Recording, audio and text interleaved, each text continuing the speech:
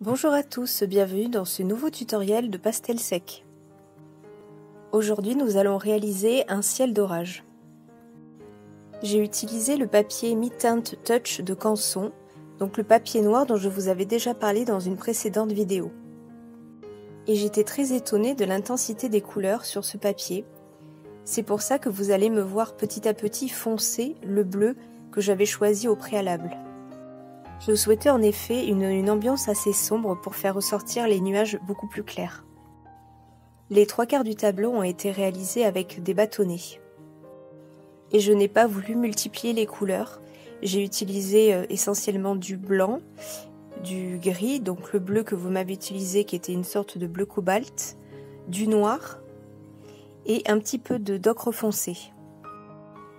Vous pouvez utiliser directement du blanc parce qu'il va se mélanger avec la première couche donc de bleu noir que vous avez passé et donc vous obtiendrez naturellement un gris.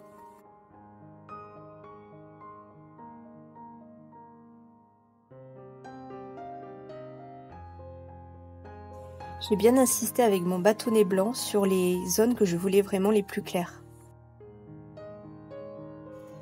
Le travail le plus important a été de bien fondre les pigments pour trouver un résultat vraiment homogène.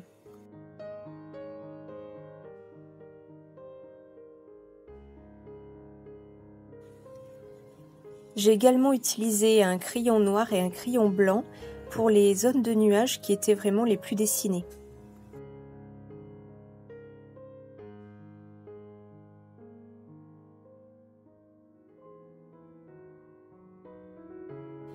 Et je suis venue les fondre avec mes doigts ainsi qu'une petite estompe. Pour obtenir des nuages réalistes, il faut bien les observer. Souvent, vous avez une base qui est beaucoup plus sombre. Il faut penser également à bien soigner les dégradés. Et c'est ce que vous me voyez faire en ce moment. Pour celles et ceux que ça intéresse, j'avais déjà consacré toute une vidéo à des études de ciel. Vous la trouverez facilement dans la playlist des tutoriels.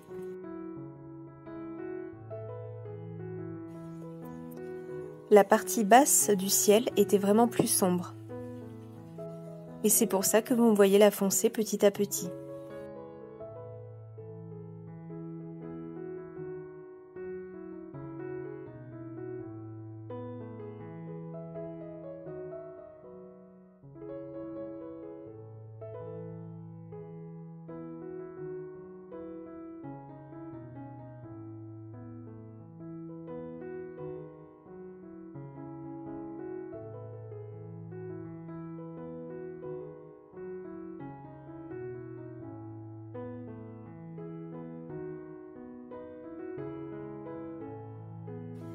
À ce stade, je retravaille la partie basse du ciel.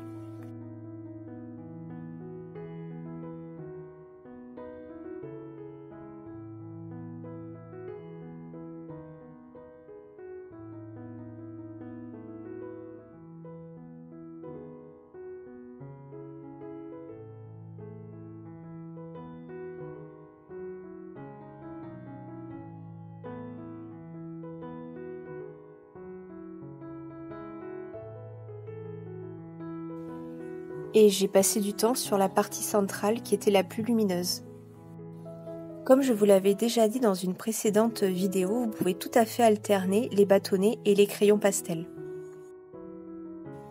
Volontairement, je n'ai pas trop détaillé la mer. J'ai utilisé à peu près les mêmes couleurs que pour le ciel. Simplement, j'ai utilisé mon crayon blanc pour faire quelques reflets lumineux sur l'eau.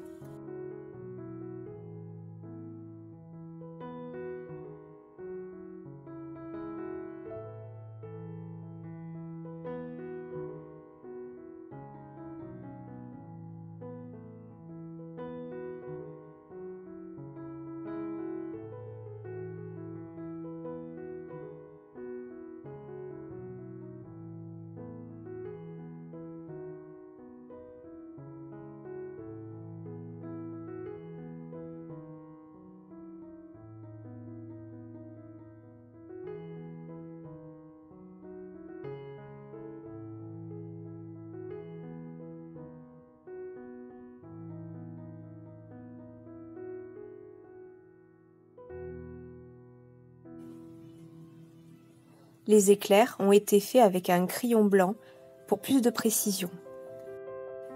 Petit conseil, pensez à bien le tailler avant.